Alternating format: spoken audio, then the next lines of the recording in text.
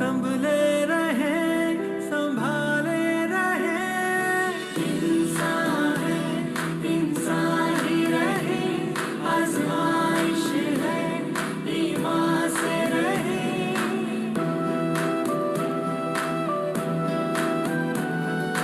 वो देखो कुछ गुजर गए, सफर में संग थे,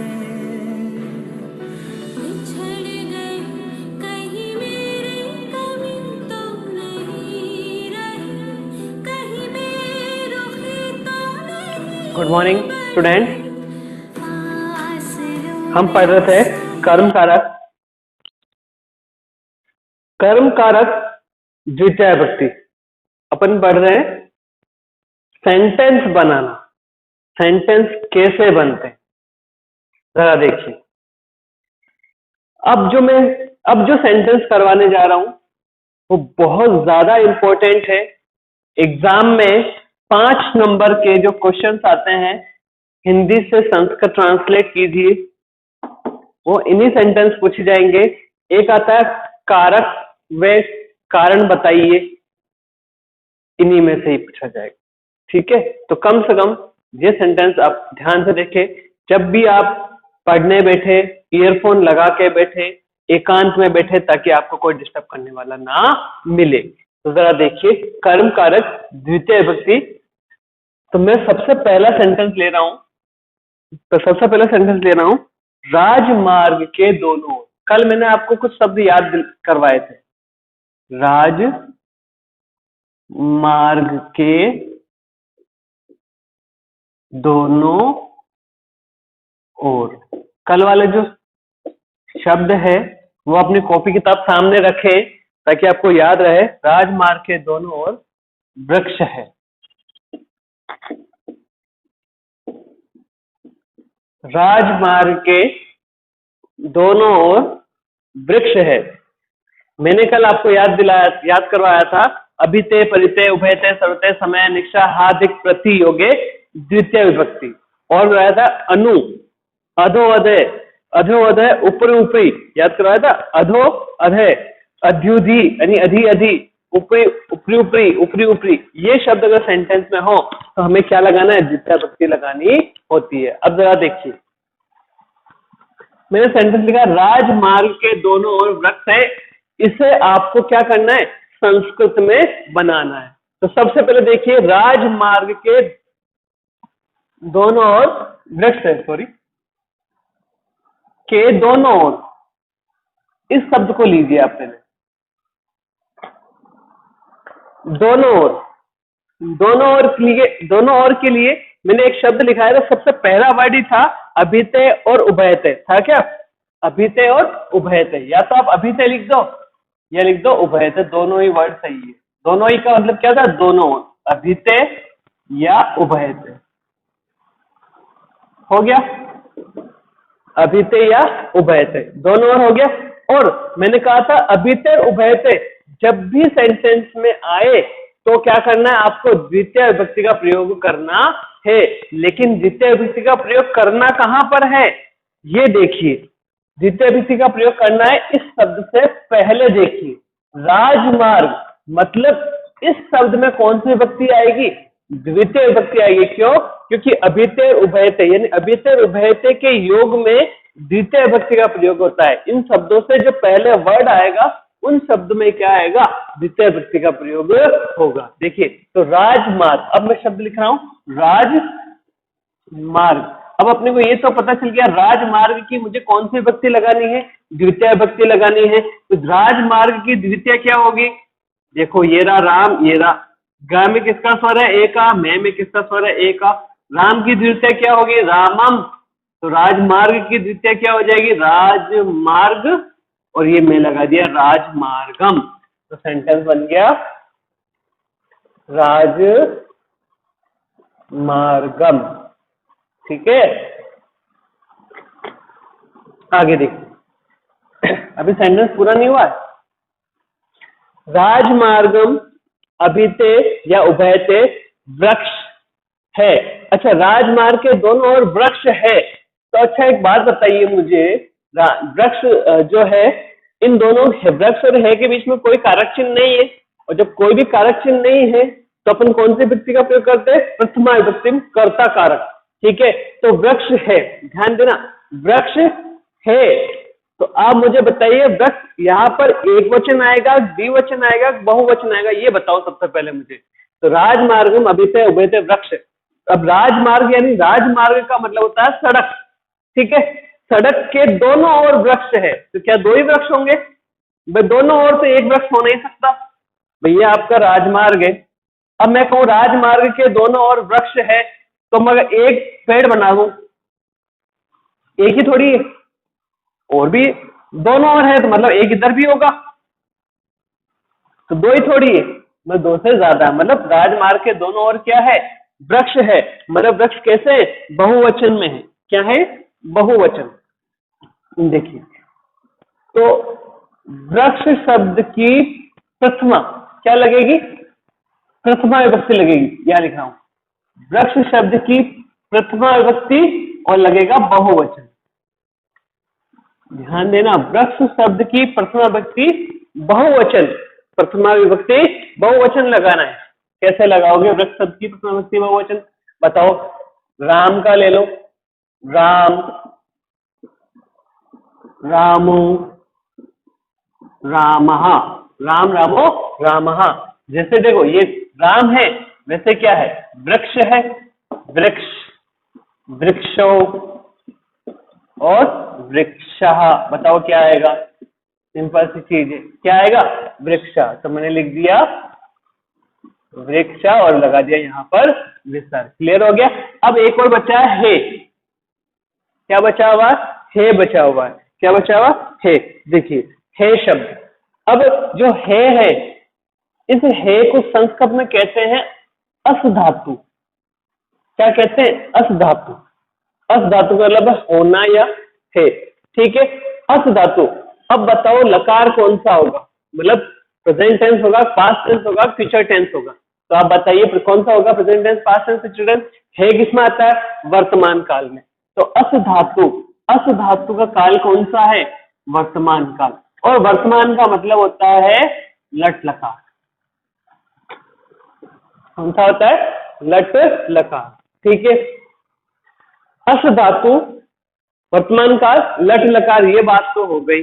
अब ये कह रहा है कि लगाना क्या है? प्रथम पुरुष में, मध्यम पुरुष में या उत्तम पुरुष में? एक वचन, द्विवचन या बहुवचन? लट लकार तो अपने को पता है ना भाई।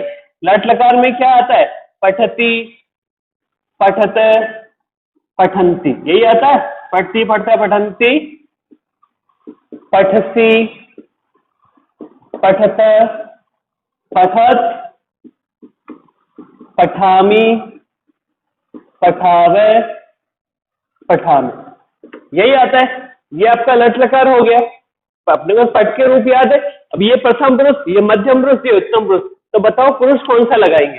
तो देखिए, है किसकी क्रिया है? जो शब्द है किसके लिए आया है? इस वृक्ष के लिए आया है। तो वृक्ष शब्द को देखो आप, जो वृक्ष शब्द किस में आएगा? वृक्ष शब्द उत्तम पुरुष में आएगा क्या? उत्तम पुरुष में अपने को पता है अहम, आवाम, वयम आता है, नहीं आएगा। मध्यम पुरुष में क्या आता है? त्वम, युवाम, यूयम आता है, नहीं आएगा। बचा क्या? प्रथम पुरुष। क्या बचा? प्रथम पुरुष। और वचन कौन सा लगेगा? ये बहुवचन है तो बहुवचन ही लग जाएगा। ये देखिए, तो ये हो गया वृक्षा, प्रथम पुरुष, बहुवचन। यानी अस धातु, लट लकार, प्रथम पुरुष, एक वचन क्या होगा? अब अपने को लट लगा है पठती, यही है आपका प्रथम पुरुष एक वचन। प्रथम पुरुष एक वचन क्या है? पठती है। अब बताओ, पर यहाँ पे तो धातु अस है, तो मैं क्या करूंगा? थोड़ी रुकिए, यहाँ पर बहुवचन है, यहाँ पर पठती क्या है? एक वचन है, तो अपने को तो एक वचन नहीं चाहिए। ये आपका द्विवचन है, ये आपका बहुवचन है। क्या है? बहुवचन। क्या चाहिए अपने को? बहुवचन चाहिए ना, ये नहीं चाहिए। क्या चाहिए? बहुवचन चाहिए। यहाँ पर क्या लिखा हुआ है? पठंती। अब अस धातु का क्या करोगे आप? अस धातु में ध्यान रखना, अस धातु के रूप चलते इस तरह से, अस्ति, स्ते, संति। याद करना पड़ेगा आपको, इसका कोई इलाज नहीं है। अस्ति, स्ते, संति, अस्ति, अस्ते, संति, पठंती, संति। क्या आ जाएगा? यहाँ पर आ जाएगा संति। तो आपका सेंटेंस बनेगा इस तरह से, राजमार्गम अभिते वृक्षा संति। ये लीजिए, बन गया आपका सेंटेंस। राजमार्ग के दोनों ओर वृक्ष है, राजमार्गम अभिते उभयते। अभिते और उभयते के कारण इसमें कौन सी विभक्ति का प्रयोग किया अपन ने? द्वितीय विभक्ति का प्रयोग किया है। क्लियर हो गया क्या? और ये जो संति आया, संति किसके अकॉर्डिंग आया है? इसके अकॉर्डिंग आया है, इस वृक्ष के अकॉर्डिंग। ये तो इसका इस तरह का पहला क्वेश्चन था। अब इस तरह का दूसरा क्वेश्चन क्या आता है वो देखिए।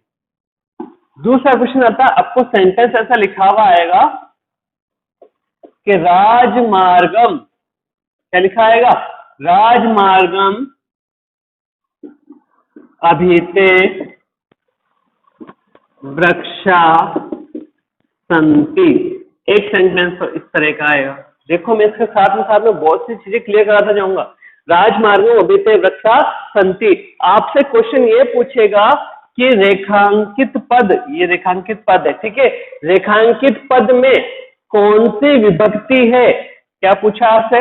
रेखांकित पद में कौन सी विभक्ति है? क्या पूछा? रेखांकित पद में कौन सी विभक्ति है और कारण क्या है? क्या बताना है? कारण। ये क्वेश्चन पूछा जाए। एक क्वेश्चन तो ये हो गया, हिंदी से संस्कृत बनाओ। दूसरा क्वेश्चन ये होगा कि राजमार्गम अभिते वृक्षा संति। राजमार्ग में, राजमार्गम जो शब्द है रेखांकित पद में विभक्ति और कारण बताओ। तो सीधी सी बात है, अपने को पता है विभक्ति क्या है। विभक्ति कौन सी है? विभक्ति आएगी द्वितीय। कौन सी विभक्ति आएगी? द्वितीय विभक्ति आएगी। क्लियर हो गया? अब इसे वजह कारण क्या है? तो कारण अपने को याद होना चाहिए कि अभिते के योग में द्वितीय विभक्ति का प्रयोग होता है। मैंने आपको याद भी कराया था ना, अभिते परते उभयते सर्वते समय निशा हार्दिक प्रति योगे द्वितीय। तो आप लिखोगे कारण, क्या लिखोगे? कारण लिखोगे अभिते योगे। अभिते के योग में या अभिते के साथ में ना, अभिते योगे द्वितीय। अभिते योगे द्वितीय लिख दिया ना, हो गया ना सेंटेंस। एक तो ये सेंटेंस हो गया इस तरह का। ये हो गया आपका दूसरा क्वेश्चन। क्या हो गया? दूसरा क्वेश्चन। अब इसका तीसरा क्वेश्चन किस तरह से पूछा जाएगा एग्जाम में? एक ऐसा आता है क्वेश्चन हिंदी से संस्कृत। दूसरा क्वेश्चन इस तरह का आता है, विभक्ति और कारण बताओ। विभक्ति और कारण बताओ, तो विभक्ति कौन सी होगी रेखांकित पद में? विभक्ति कौन सी? द्वितीय विभक्ति किसमें है? राजमार्गम में। किसमें है? राजमार्गम में। और अभिते के योग में, ये भी ध्यान रखना। अब दूसरा क्वेश्चन किस तरह का आएगा वो देखिए। आपको क्वेश्चन ये लिखा हुआ है कि राजमार्गम, राजमार्गम अभिते वृक्षा, राजमार्गम अभिते वृक्षा अस्ति। आपसे दूसरा क्वेश्चन ऐसा पूछा जाएगा, वाक्य को शुद्ध कीजिए, वाक्य शुद्ध करो। क्या लिखा हुआ है? वाक्य शुद्ध करो। क्लियर है क्या? वाक्य शुद्ध करो, ऐसा सेंटेंस आएगा आपके पास। अब इस वाक्य में गलती क्या है वो ढूंढिए। देखो अपने को पता है राजमार्गम में गलती ढूंढ रहे हैं सबसे पहले। चलो इसको भी थोड़ा चेंज कर देते हैं ना। मैंने लिख दिया राजमार्ग। क्या लिख दिया? राजमार्ग। अब आपसे कहा है कि इसे क्या कीजिए? इसे शुद्ध कीजिए। ये वाक्य गलत है, अशुद्ध है, इसे शुद्ध कीजिए। बहुत आसान है। सबसे पहले इस राजमार्ग को देखो और फिर इस अभिते को देखो। अपने को पता है अभिते के साथ में कौन सी विभक्ति का प्रयोग होता है? अभिते के साथ में अपने को पता है कि द्वितीय विभक्ति का प्रयोग होता है। कौन सी विभक्ति का प्रयोग होता है? द्वितीय। और अपने को पता है राजमार्ग में कौन सी विभक्ति आ रखी है? प्रथमा आ रखी है। भाई राजमार्ग में विसर्ग आया ना, तो मतलब प्रथमा, तो मतलब ये क्या है? ये तो गलत है। पहली चीज ये गलती है। राजमार्ग अभिते योग में द्वितीय आनी चाहिए, जबकि उसने क्या दिया? प्रथमा। तो अभिते योग में द्वितीय क्या होगी? शुद्ध क्या करोगे? शुद्ध लिखोगे आप राजमार्गम। क्या लिखोगे? राजमार्गम। हो गया, ये शुद्ध हो गया, क्योंकि ये क्या आ गई? अब ये आ गई है आपकी द्वितीय विभक्ति, क्या आ गई? द्वितीय। ये काम हो गया। फिर अभिते का अभिते लिख दिया, ये तो सही है, अभिते तो कोई दिक्कत नहीं है, अभिते के साथ में द्वितीय ही आती है, ठीक है। अब देखिए, अब इसने कहा वृक्षः, बिल्कुल सही है, वृक्षा बहुवचन में है तो वृक्षा सही है, ये लिख दिया मैंने वृक्षा, इसमें कोई गलती नहीं है, ये लिख दिया वृक्षा। अब इसने कहा अस्ति, ध्यान दीजिए, अस्ति, ये आपका अस्ति यहाँ पर एक वचन है, क्या है? एक वचन, जबकि वृक्षा जो शब्द है ये यहाँ पर क्या है? बहुवचन, ये तो इसके अनुसार ही आएगा। अब ये बहुवचन और अस्ति क्या है? एक वचन है, भाई दोनों गलत है ना, बहुवचन के साथ बहुवचन आना चाहिए, एक वचन के साथ एक वचन आना चाहिए। अब क्या करेंगे अपन? अब ये आपका गलत है, तो अस्ति की जगह में क्या लिखूंगी? बहुवचन लिखना है। बताओ अस्ति का बहुवचन क्या होता है? अस्ति का बहुवचन होता है संति, मैं लिख दूंगा संति। क्लियर हुआ क्या? ये आपका दूसरा क्वेश्चन, एक ये गलती आई और एक ये गलती आई।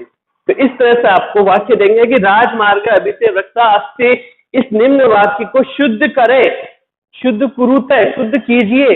तो शुद्ध करना है तो फिर इस तरह से करना पड़ेगा। देखिए कारक के अंदर 3 क्वेश्चन सोल्व हो गए, हुए नहीं हुआ आपके एग्जाम के? ये 2 नंबर की आती है, ये 3 नंबर के, ये 4 नंबर का आते हैं, ये 5 नंबर का आता है, 5 4 9 2 11, लगभग एवरेज 10 से 12 नंबर के क्वेश्चन सोल्व होते हैं एक ही क्वेश्चन से। ठीक है, इसे आप कॉपी कीजिए, फिर भी नहीं समझ में आता तो बताइएगा, फिर अपन आगे और करते हैं।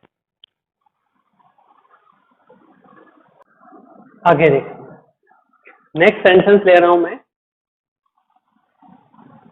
अगला सेंटेंस है गांव के चारों ओर, गांव के चारों ओर खेत है। देखिए, गांव के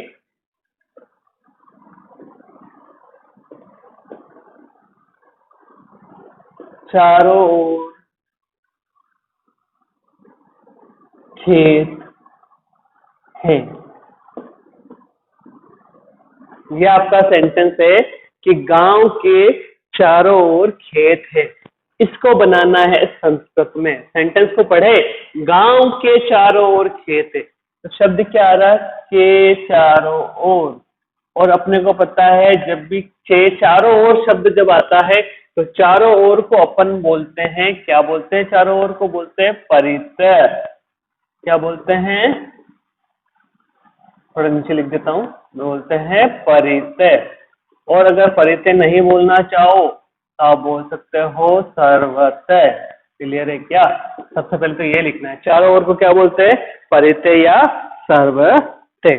फिर देखिए नेक्स्ट, अब परितः सर्वतः के जो पहले जो शब्द है उसमें कौन सी विभक्ति आएगी? द्वितीय आएगी। अपने को पता, अभी अपन द्वितीय विभक्ति पढ़ रहे हैं, कर्म कारक पता है, परितः, अभितः, परितः, सर्वतः, उभयतः, समय, निष्ठा, हार्दिक, प्रतियोगी, द्वितीय विभक्ति। तो परितः के साथ में द्वितीय विभक्ति लगेगी ग्राम। ठीक है, ग्राम, गांव में कौन सी विभक्ति लगेगी? द्वितीय लगेगी। कौन सी विभक्ति लगेगी? द्वितीय विभक्ति लगानी है अपने को। चलिए द्वितीय विभक्ति लगाते हैं। द्वितीय विभक्ति लगाएंगे अपन, तो गांव शब्द है, गांव को अपन क्या कहते हैं? गांव को कहते हैं ग्राम। ठीक है, तो ग्राम की द्वितीय विभक्ति क्या होगी? जो राम की होगी। राम की द्वितीय विभक्ति क्या होती है? रामम। राम रामो रामा, रामम रामो रामान, रामम। तो ग्राम की क्या हो जाएगी? ग्रामम। हुई या नहीं हुई? तो ये बन गई आपका ग्रामम। ग्रामम परितः, ठीक है, ग्रामम परितः या ग्रामम सर्वतः। ठीक है, अब देखिए अगला, ये हो गया ग्राम, हो गया परितः और सर्वतः हो गया। ठीक है, ये सेंटेंस कंप्लीट हो रहा है। फिर लिखा खेत है। क्या लिखा हुआ है? खेत है। गांव के चारों ओर कितने खेत होंगे? एक खेत होगा? नहीं।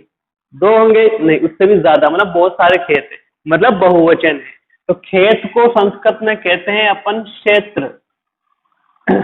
खेत यहाँ पर क्या बहुवचन है, और खेत को अपन संस्कृत में क्या कहते हैं? क्षेत्र। क्या कहते हैं? क्षेत्र। क्षेत्र माने होता है खेत। अब बताओ इस खेत का बहुवचन क्या होगा? अब बोलेगे सर जो राम का होगा वही खेत का होगा। नहीं, तो ध्यान रखना, क्षेत्र जो शब्द है ये नपुंसकलिंग का है, और नपुंसकलिंग के लिए अपने को शब्द याद होना चाहिए फल शब्द। कौन सा? फल। ये रहा फल, जो फल होगा, जो फल की होगी वही क्षेत्र की होगी, ठीक है।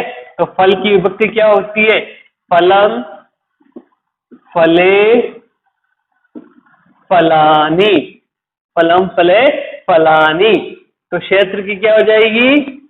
क्षेत्रम, क्षेत्रे, क्षेत्राणि, क्षेत्रम, क्षेत्रे, क्षेत्राणि। अब आप यहां पर एक जगह कंफ्यूज हो जाओगे, आप बोलोगे सर फलानी में तो ने आया और क्षेत्राणी में अणे आया, क्यों सर? फलानी में ने आ रहा, क्षेत्राणी में, फलानी में क्या आ रहा है? ने, और क्षेत्राणी में अणे क्यों आ रहा है? तो देखिए आपको एक रूल बता देता हूं, संस्कृत का रूल है कि अगर किसी शब्द में र और शे आता है, क्या आता है? रे या शे षटकोण का आता है, तो जो ने होता है उसका अणे बना देते हैं। कैसे? मैंने लिखा फल, क्या बताओ फल शब्द के अंदर रे या शे है क्या? नहीं है, तो मैंने क्या लिख दिया? सीधा सीधा फलानी लिख दिया, ठीक है। क्या लिख दिया? फलानी लिख दिया। लेकिन अब बताओ क्षेत्र शब्द की बात करें अपन, क्या क्षेत्र में रे और शे है क्या? आपको दिख ही नहीं रहा है ही नहीं। लेकिन आपको यह पता होना चाहिए जो शे बनता है वो क प्लस शे षटकोण से बनता है, और जो त्र है वो त प्लस रे से बनता है। तो इसमें रे भी है और शे भी है इस तरह के अंदर, मिला क्या? तो इसलिए यहां पर रे और शे होने की वजह, रे भी मिल सकता है, शे भी, कोई भी एक होगा तो चल जाएगा। इसलिए मैंने क्षेत्र में क्या कर दिया? क्षेत्राणी यानी ने का अणे कर दिया। ये आपको पता होना चाहिए। तो मतलब अपना कौन सा हो गया? क्षेत्राणी बहुवचन हो गया। क्या हो गया? क्षेत्राणी। हमने लिख दिया यहां पर क्षेत्राणी। ग्रामम परिते सर्वते क्षेत्राणी। अब है, अब ये बहुवचन है क्षेत्राणी, तो है भी क्या आएगा? बहुवचन। लेकिन धातु कौन सी है के अंदर? अस धातु है। कौन सी धातु है आपकी? अस धातु। अस का मतलब क्या होता है? होना। ये जो मैं आपको रफ में लिखता हूं ना, रफ में कार्य करता हूं, ये आप अपनी कॉपी के ऊपर कर सकते हो या रफ में पहले कायम कर सकते हो। देखिए आगे, हे के अंदर क्या? अस धातु। और हे कौन से टेंस का? अभी बताओ मुझे। ये होगा आपके वर्तमान काल का। किसका होगा? वर्तमान काल का। वर्तमान काल को संस्कृत में अपन क्या कहते हैं? वर्तमान काल को अपन संस्कृत में कहते हैं लट लकार। अस धातु, अस धातु का क्या हो जाएगा? अस धातु है अपनी वर्तमान काल में, और वर्तमान काल को अपन संस्कृत में कहते हैं लट लकार। और लट लकार, अब बात करते हैं, ये जो है आया किसके अनुसार आया? इस खेत के अनुसार आया है। तो बताओ खेत कौन से पुरुष में आएगा? प्रथम पुरुष, मध्यम पुरुष, उत्तम पुरुष। तो अपने को पता है उत्तम पुरुष में क्या आता है? अहम, आवाम, वयम। उत्तम पुरुष में क्या आता है? अहम, आवाम, वयम। मध्यम पुरुष में क्या आता है? त्वम, युवाम, यूयम। मध्यम पुरुष में क्या आता है? त्वम, युवाम, यूयम। तो बचा क्या? प्रथम पुरुष कौन सा? क्षेत्र जो शब्द है ये होगा आपका प्रथम पुरुष, वो भी बहुवचन का। और लकार कौन सा है? लट लकार। तो अपने को तो पठ के रूप याद है भाई, पठती, पठत, पठंती, पठती, पठते, पठंती, यही होता है लट लकार, ठीक है। पढ़ती, पढ़ते, पठंती। लेकिन अपना तो धातु कौन सी है? अस धातु है। तो अस धातु के रूप अभी बताए थे मैंने, कैसे चलेंगे? अस्ति, देखो आधा से हो गया, अस्ति, संति, बस ये क्लियर हो गया। अस्ति से संति, तो यहां भी क्या आ जाएगा? यहां आ जाएगा संति। ये सेंटेंस बन गया आपका ग्रामम परिते या सर्वते क्षेत्राणि संति। सेंटेंस बन गया। ये आपका पहला तरीका हो गया। फिर देखिए दूसरा क्वेश्चन क्या पूछा जाएगा। दूसरा क्वेश्चन आपसे ये पूछा जाएगा यहां पर कि आपको सेंटेंस दिख रखा है कि ग्रामम परिते वृक्ष, सॉरी, क्षेत्राणि। ग्रामम परिते क्षेत्राणि संति। ग्रामम परिते क्षेत्राणि संति। अब बताओ रेखांकित पद, ये आपका रेखांकित पद है। रेखांकित पद में कौन सी विभक्ति है और उसका कारण क्या है? आपसे क्या पूछा कि विभक्ति बताओ रेखांकित पद में और उसका कारण बताओ, विभक्ति और कारण। तो विभक्ति कौन सी है आपको पता है क्या? अपने को पता है ग्रामम, ग्रामम में विभक्ति आती है द्वितीया। कौन सी आती है? द्वितीय। पता है अपने को, तो ग्रामम में आती है द्वितीय, क्योंकि रामम भी क्या है? द्वितीय विभक्ति है। अब आपसे पूछा कारण, कारण देखो ये रहा परिते, क्या है? परिते। और परिते के योग में कौन सी विभक्ति आती है? द्वितीय। ये तो अपने को पता है, तो आप लिखोगे परिते। क्या लिखोगे? परिते योगे द्वितीया, परिते योगे द्वितीया विभक्ति, परिते योगे द्वितीया विभक्ति। हो गया आपका काम। दूसरा क्वेश्चन ये हो गया। तीसरे टाइप का क्वेश्चन क्या पूछा जाएगा? तीसरा क्वेश्चन इस तरह से पूछा जाएगा, वाक्य को शुद्ध कीजिए। आपको दे देंगे ग्रामाद परिते, ग्रामाद परिते क्षेत्रम संति, ग्रामाद परिते क्षेत्रम संति। और क्वेश्चन दे दिया आपको शुद्ध कीजिए। क्या करना है आपको? शुद्ध करो, शुद्धम कीजिए या शुद्ध कुरुत, अशुद्धि संशोधनम, ऐसा वर्ड भी लिखा आ सकता है, अशुद्धि संशोधनम। तो बताइए क्या है अशुद्धि? देखो ये ग्रामाद जो विभक्ति है ना, तो ग्रामाद तो विभक्ति है अपनी पंचमी। कौन सी विभक्ति है ये? इसमें आ रही है पंचमी विभक्ति। कौन सी आ रही है? ग्रामात में। ये इसमें जो विभक्ति है वो पंचमी विभक्ति है। और अपने को पता है कि परिते के योग में कौन सी विभक्ति आती है? द्वितीय आती है। कौन सी आती है? परिते के योग में द्वितीय विभक्ति आती है। तो मतलब ये पंचमी विभक्ति तो क्या है इसकी? गलत है। हमें परिते के योग में, क्योंकि परिते शब्द आ रहा तो इसके पहले वाले शब्द में द्वितीय विभक्ति ही आनी चाहिए, पंचमी नहीं आनी चाहिए, कोई भी नहीं आएगी, केवल द्वितीय ही आएगी। तो ग्रामाद की द्वितीय विभक्ति क्या हो जाएगी? ग्रामम। हो गए ना शुद्ध? क्योंकि परित के साथ में पंचमी थोड़ी आती है, परित के साथ में तो द्वितीय आती है। तो ये हो गई आपकी ग्रामम। कौन सी विभक्ति हो गई? द्वितीय विभक्ति, द्वितीय विभक्ति हो गई। ये सही है। ग्रामम के बाद मुझे क्या लिखना है? परिते। अब बिल्कुल यहां तक सही हो गया, परिते के साथ में द्वितीय आ गई। ग्रामम परिते। अब ये कह रहा है क्षेत्रम संति।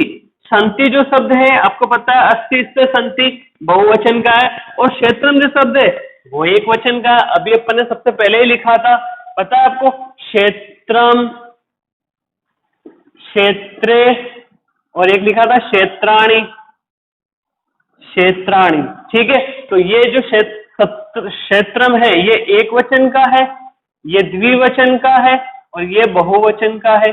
अब इसने कहा कि गांव के चारों ओर एक खेत है, इसका एक वचन है ना, तो एक खेत है गांव के चारों ओर। एक खेत तो नहीं हो सकता, खेत कितने सारे होंगे? बहुत सारे होंगे। तो इसका बहुवचन लग जाएगा क्षेत्राणि, और ये संति का संति आ जाएगा। ये हो गया आपका अशुद्धि संशोधन। दो शब्द थे, एक तो ये गलत था, एक ग्रामम गलत था, इसमें ग्रामाद लिखा था। तो ग्रामम परिते क्षेत्राणि संति। वीडियो को पॉज करके कॉपी कर लीजिए। अगला सेंटेंस देखिए। अगला सेंटेंस है विद्यालय के समीप मंदिर है। देखिए मैंने लिखा विद्यालय, विद्यालय के समीप मंदिर है, विद्यालय के समीप मंदिर है, विद्यालय के समीप मंदिर है। जरा देखिए, विद्यालय के समीप मंदिर है। मैं बात कर रहा हूं इसके समीप की, इसके समीप में। देखिए के समीप को अपन कहते हैं समया, या कहते हैं निक्सा। कल याद करवाया था मैंने आपको, समया कहते हैं या कहते हैं निक्सा। ठीक है, दोनों ही कहते हैं, दोनों का अर्थ एक ही। निक्सा माने निकट, निक्सा या समया। और अपने को ये भी पता है कि समया और निक्सा के साथ में द्वितीय विभक्ति का प्रयोग होगा, तो विद्यालयम में कौन सी विभक्ति लगेगी? द्वितीय विभक्ति लगेगी। तो विद्यालय में द्वितीय विभक्ति क्या होगी? विद्यालय की। देखो विद्यालय, ये आपका राम, ये आपका विद्यालय, ये विद्यालय। देखो पीछे इसमें भी क्या आ रहा है? ए आ रहा है। इसमें पीछे क्या आ रहा है? इसमें भी पीछे ए आ रहा है। मतलब जो राम की द्वितीय होगी वो विद्यालय की होगी। राम की द्वितीय क्या होती है? रामम। राम रामो रामा, रामम रामो रामान, रामम। तो विद्यालय की द्वितीय विभक्ति क्या हो जाएगी? विद्यालय की द्वितीय विभक्ति हो जाएगी विद्यालयम। पीछे क्या लगा देना? पीछे मुझे मैं लगा देना, बस अपना काम हो गया। तो ये मैंने लिख दिया विद्यालयम। ये दे में हलंत ध्यान रखना, यहाँ पर विद्यालयम। विद्यालयम समया निष्ठा, काम हो गया। इसने कहा मंदिर है, मंदिर कितने हैं? मंदिर एक है। और मंदिर शब्द क्या आएगा? नपुंसकलिंग का होता है। तो मंदिर क्या किसका अनुसार चलेगा? मंदिर का फल के अनुसार चलेगा। फल, अब मंदिर है, दोनों के बीच में कोई कारक चिन्ह नहीं है तो प्रथमा विभक्ति लगेगी, और मंदिर एक है तो एक वचन लगेगा। तो मंदिर का फल की प्रथमा क्या होती है? फलम। तो मंदिर की प्रथमा क्या हो जाएगी? मंदिरम। बस ये बन गया अपना सेंटेंस, मंदिरम। सॉरी, मंदिर को है ना एक शब्द और कहते हैं, मंदिरम को, मंदिर को मंदिरम भी कहते हैं, और मंदिर को देवालय कहते हैं। क्या कहते हैं? देवालय। क्या कहते हैं? मंदिर को देवालय शब्द कहते हैं। देव का आलय, देवालय। देखो पीछे क्या आ रहा है? ए आ रहा है, सिंपल सी बात है, क्या होगा? देवालय। ये चलेगा आपके राम की तरह चलेगा, ठीक है। किसकी तरह चलेगा? राम की तरह। राम की विभक्ति क्या होती है? राम की प्रथमा विभक्ति क्या होती है? राम है भाई, रामे रामो रामा होती है, ये एक वचन है तो क्या हो जाएगी? देवालय। विद्यालयम समया निष्ठा क्या हो जाएगा? देवालय,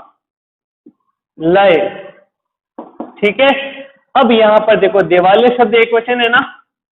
अब मुझे बताओ हे को अपन क्या कहते हैं? हे को अपन कहते हैं अस धातु। और लकार कौन सा आएगा? अपने को है वर्तमान काल में है तो मैं लिखूंगा इसको वर्तमान। और वर्तमान में कौन सा लकार आता है? वर्तमान में आता है लट लकार। कौन सा लकार आता है? लट लकार आता है। तो अस धातु लट लकार क्या होगा? वो भी क्या? एक वचन। लेकिन एक वचन कौन से पुरुष का? प्रथम पुरुष का है, एक मध्यम का है, एक उत्तम का है। उत्तम का होता तो अहम आवाम वयम आता, मध्यम का होता तो त्वम युवाम यूयम आता। दोनों ही नहीं है, बचा क्या? प्रथम पुरुष। क्या बचा? प्रथम पुरुष। क्या बचा? प्रथम पुरुष। मैं वो अब दोबारा नहीं लिख रहा हूँ, ते तो ते साते ता तानी वाला अहम आवाम वयम त्वम युवाम, वो दोबारा बार बार नहीं लिख रहा हूं मैं। आप अगर नहीं आ रहा हो आपको समझ में कि ये प्रथम पुरुष कैसे हो रहा है तो एक बार आप पूरा पूछे से कॉपी खोल के जरूर देखिएगा। देखिए अस धातु वर्तमान काल लट लकार। अगर फिर भी आपको नहीं समझ में आ रहा है कि सर नहीं आप तो बताओ, तो फिर मेरे को बता देना, कमेंट करके मैं आपको बता दूंगा।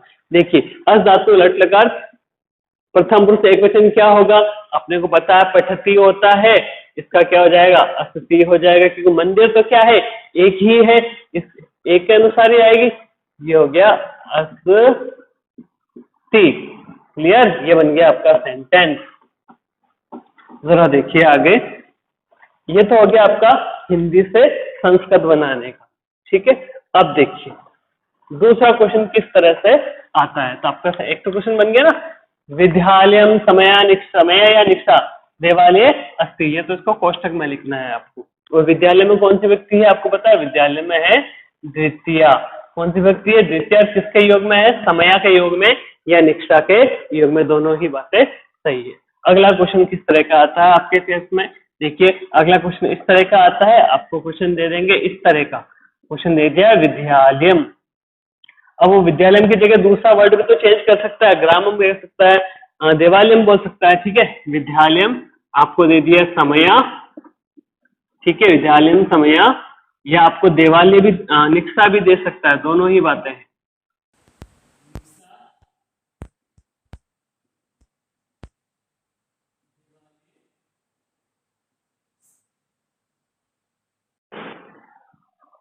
सन्ति।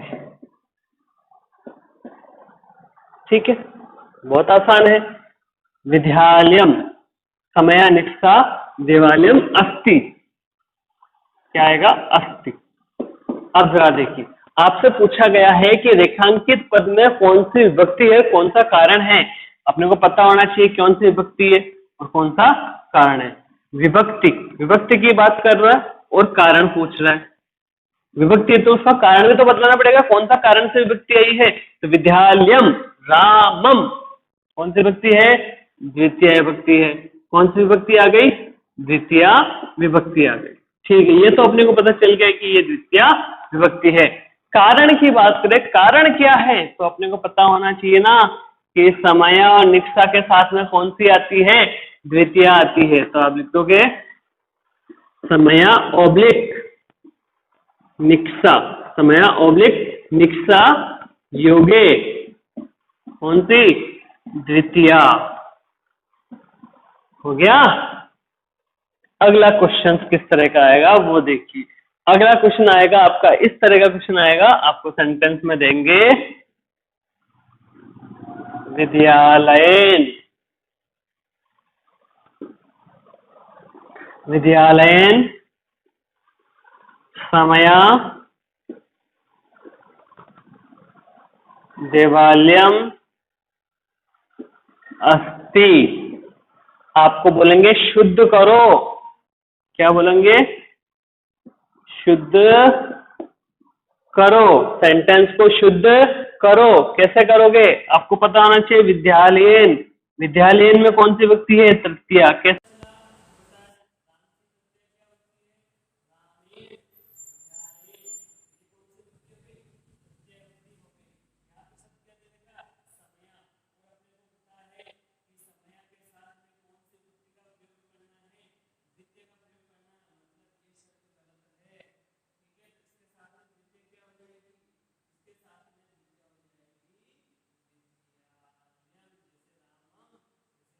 विद्यालयम हो जाएगी और समय का समय आ जाएगा। फिर मैं बात करता हूं देवालयम अस्ति, और अपने को पता है देवालयम में कौन सी विभक्ति आनी चाहिए? देवालयम, ये तो कौन सी विभक्ति है? ये तो विभक्ति हो गई द्वितीय, जबकि आनी कौन सी चाहिए? आनी चाहिए अपनी प्रथमा। तो ये आ जाएगी देवालय और अस्ति का अस्ति। ये बन गया आपका सेंटेंस। ठीक है, आज के लिए इतना ही काफी है। कल फिर इसी तरह के सेंटेंस अपन कंप्लीट करेंगे। अभी कर्मवाद जो कर्म कारक है ये बहुत लंबा चलने वाला है। मतलब जो कारक जो है ना, कम से कम आपको महीना भर लेके चलेगा, इसलिए घबराने की जरूरत नहीं है। एक बार ये चीज समझ ली ना, कारक जो जिसने समझ लिए ना, आदि संस्कृत से आ गई, 50% संस्कृत वो समझ जाएगा कि आखिर में है क्या। उसे संस्कृत की हिंदी करनी आ जाएगी, हिंदी की संस्कृत बनानी आ जाएगी। किसी भी चैप्टर में, किसी भी पार्ट के अंदर उसे समस्या नहीं आएगी। बस एक बार इसको पढ़ लीजिए। मैं पहली बार 10 साल हो गए मेरे को पढ़ाते हुए, 10 सालों में मैं पहली बार इस तरह का, इस टाइप से पढ़ा रहा हूं कि तीनों चीजें एक साथ सॉल्व हो जाए। ठीक है ना, ये सिर्फ आपके लिए स्पेशल क्लास है और आप लोगों के लिए स्पेशल है, इसलिए आप इसे मन लगाकर पूरी शिद्दत से पढ़े और आप नेचुरल आप इस चीज को सीख जाओगे, ये मेरी गारंटी है। बस आप धातु रूप और शब्द रूप को कंठस्थ करते रहे। ठीक है, नेक्स्ट वीडियो में फिर अपन कर्म कारक को आगे और पढ़ेंगे। ठीक है, थैंक यू।